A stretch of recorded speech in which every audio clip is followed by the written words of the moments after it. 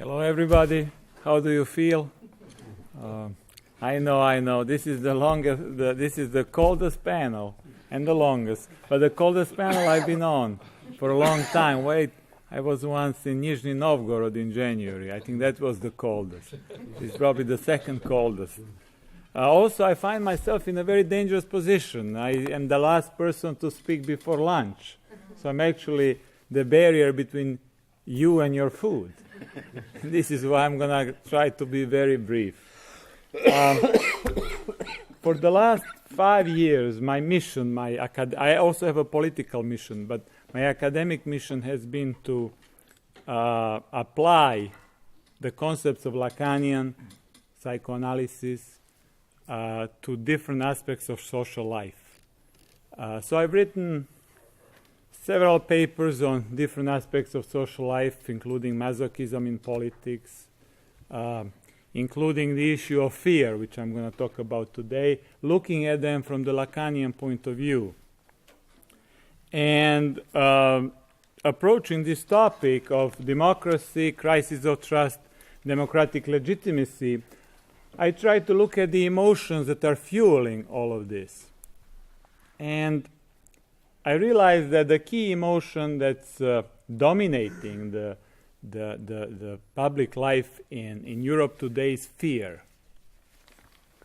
We are witnessing the proliferation of collective fears. If we look around, we see entire countries turning into fortresses. They are building walls. They are tightening visa and immigration procedures. Then we see the fear of terrorism, financial and economic crises, high rates of unemployment and inflation, the infectious diseases such as the swine flu, perhaps the bird flu. So we have very high levels of anxiety present. And then I was thinking, well, if psychoanalysis is so good at overcoming individual fears, if psychoanalysis can help a person who has an individual phobia quite successfully, can we think about ways on how the same perspective, psychoanalytic perspective, can help us overcome collective fears? Because I come from the perspective that collective fears are the sum, are the aggregation of individual fears.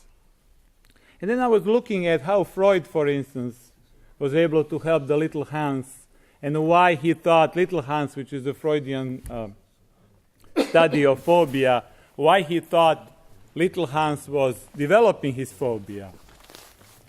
And what I realized, helped by some Lacanian scholars, contemporary Lacanian scholars, is that the issue in the Hans family was the lack of a trusted authority figure, a figure that could help Hans overcome the extreme anxiety of a dualism between himself and the person who gave birth to him, himself and his mother.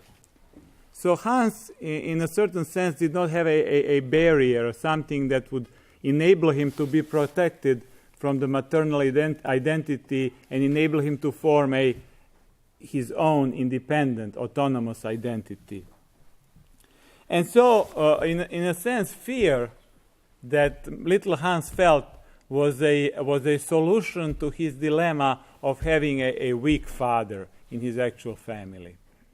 So applied to the collective level, I would say that what's problematic today is that precisely the lack of the authority figures, because when the authority figures are lacking or they are not trusted, the solution that people go to is the fear itself, is the development of collective fears and phobias.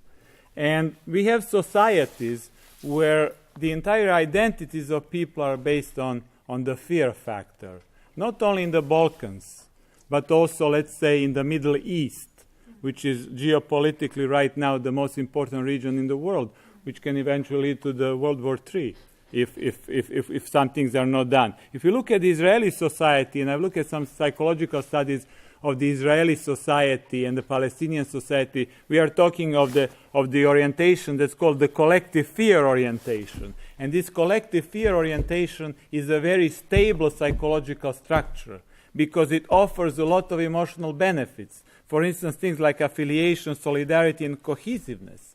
and also motivation to action. So what we are facing is that the issue that the fear is very difficult to overcome because it offers quite a lot of emotional benefit. And so so the only solution, if the existing authority figures, institutions and values are falling apart, and we have the fear as their substitute, the only solution is to create other anchoring points of identity, to be able to form an identity where the fear factor would not be dominant. And the key question is how to do so. If we have an individual who is suffering from fears, coming to the psychoanalyst, we have a space where a trusted person could help this person develop new markings of identity. We have a place where this person could develop an identity that's not based on negative and aggressive emotions toward other individuals. We have a place where the individual person can realize that the other is not the cause of his or her anxiety, and to be given power to deal with this anxiety. So the question for us is, how can we do this at the social level, at the collective level? And here I would like to offer perhaps two suggestions, perhaps three suggestions.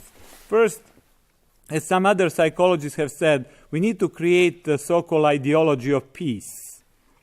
And the issue is how would we promote this ideology? Well, the answer is obvious through the media and the educational system. And I really hope that this center in Rijeka will be a part of promoting of the ideology of peace. What does this ideology of peace consist of? I'd say that it should consist of the kind of the personalization and legitimization of the enemy, under the understanding that we are all human and that we have all been victims at certain points in history. So this is the first part. The second part, it will have to revise the collective memory deposits, by each side being honest about its own collective histories and the suppressed historical episodes that show the side as an aggressor. Because unless we do this, unless we are clearly not doing this at this point, otherwise we wouldn't have so much aggression and violence in our society. And it's clear that as Freud said, whatever is not dealt with is going to come back, and Lacan had a statement: what is not expressed in the symbolic is going to return in the real. So unless these issues are recognized in a collective discourse, unless the issues of pain and suffering of every group are recognized in the collective discourse, we are going to have a repetition of violence and war in this region and in other regions. I would just like to say a bit about Montenegro, just one point. If we look at the recent census campaign in Montenegro, we see the effort of certain, I call them ethnic entrepreneurs, or the entrepreneurs of fear. We see the effort of emphasizing the fear of the other group. Let's say the fear of the Montenegrins against the Serbs, so that more people would actually say that they were Montenegrin. But I don't see a solution at a national level for issues like this. I see the only solution for issues like this at the international level.